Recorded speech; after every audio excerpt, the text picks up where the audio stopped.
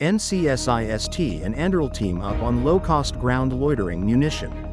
8 refutes China's Taiwan claim, signals U.S. confrontation. Taipower outages cut 2.9 mkw, supply on alert. China fires water cannon at Philippine ships in South China Sea.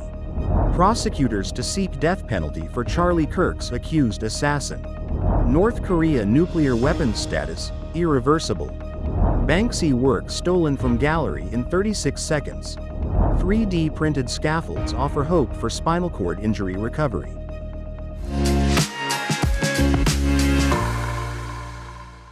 Hello everyone, I'm Oceana. Thank you for joining us on FUNDAY News. It is Thursday, September 18th, World Bamboo Day, and here are our top stories. And for today's Taiwan news, at the Defense Expo, Taiwan's NCSIST and U.S. firm Anduril are co-developing a low-cost, mass-producible, ground-launched loitering munition for land and anti-ship roles, aiming for a local supply chain in 18 months and unit costs under 6.5 million NTD. China recently cited World War II-era documents like the Cairo Declaration to claim Taiwan's sovereignty, but AIT on September 13th refuted this, stressing Taiwan's status remains unsettled. A macroeconomist said the rare U.S. stance signals readiness to confront Beijing, noting signs such as tariff wars show both sides preparing for future conflict. Taiwan Power faces strain after Linkou Plant Unit 1 tripped offline from a pipe rupture, leaving reserves at just 4%. With Xinta's new Unit 1 halted by fire and Linkou Unit 2 down earlier, 3 major units are offline, cutting 2.9 million kilowatts. Taipower has activated 5 backup units to meet peak demand. And in global news, China's Coast Guard said on Tuesday that it had fired water cannons at Philippine ships near the disputed Scarborough Shoal in the South China Sea, accusing Manila of an illegal intrusion and of ramming one of its vessels. The confrontation comes a week after China approved plans to turn the shoal into a national nature reserve, a move that defense analysts have warned would test Manila's response to the 58-square-mile triangular chain of reefs and rocks. The Philippine Coast Guard in turn accused its Chinese counterpart of harassing vessels it said were on a humanitarian mission to support fishermen. A spokesperson for China's Coast Guard said Tuesday's encounter involved more than 10 Philippine ships, accusing the vessels of having illegally invaded China's territorial waters of the Scarborough Shoal from different directions. In particular, he faulted Philippine Coast Guard vessel 3014, saying it had disregarded solemn warnings from the Chinese side and deliberately rammed a Chinese Coast Guard vessel. He added, the China Coast Guard lawfully implemented control measures against the Philippine ships. Utah prosecutors vowed on Tuesday to seek the death penalty for the accused assassin of conservative activist Charlie Kirk and revealed new details of their case, including text messages in which he allegedly confessed to the fatal shooting. According to transcripts of messages attributed to the suspect in court documents filed by prosecutors, Tyler Robinson told his roommate and romantic partner, "I had enough of his hatred," when asked why he had committed the murder. Tonight, the suspect in the assassination of conservative activist Charlie Kirk appearing in court, wearing a safety smock to prevent suicide. Could you state your name? Tyler James Robinson. He is accused of firing a single rifle shot from a rooftop that pierced Kirk's neck last Wednesday on the campus of Utah Valley University in Orem.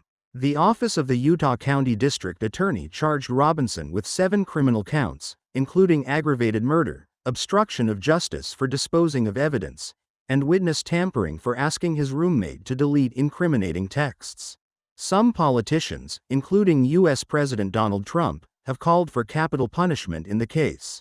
The attorney said he had made the decision to seek the death penalty independently, based solely on the available evidence and the nature of the crime.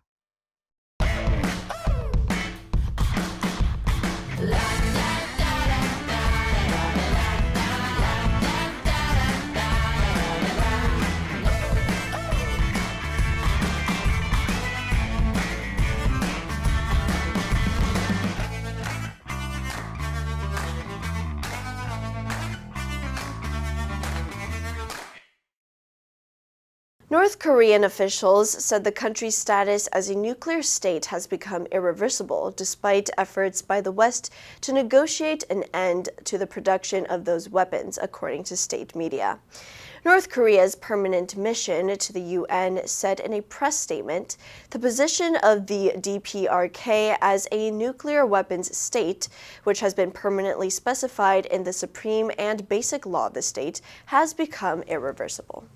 The mission's press statement said the International Atomic Energy Agency has no legal right and moral justification to interfere with what North Korea considers an internal affair. The statement was one of several anti-US messages issued by North Korea that coincided with the launch of Freedom Edge 25, a joint military exercise being held by the United States, South Korea, and Japan off South Korea's Jeju Island. Those drills are scheduled to run through September 19th. The vice chairman of the Central Military Commission said that the drills pose a grave challenge to the security interests of our state and a major danger of undermining regional stability and escalating military tension. A 270,000-pound Banksy print was stolen from a central London gallery in just over 30 seconds. Jurors at Kingston Crown Court heard that Larry Fraser, 48, has pleaded guilty to burglary, but 54-year-old James Love faces trial over the theft. Fraser smashed the glass front door of the Grove Gallery in Fitzrovia at around 11 p.m. BST on September 8, 2024, stepped inside and stole a limited edition print belonging to the street artist's Girl with Balloon series.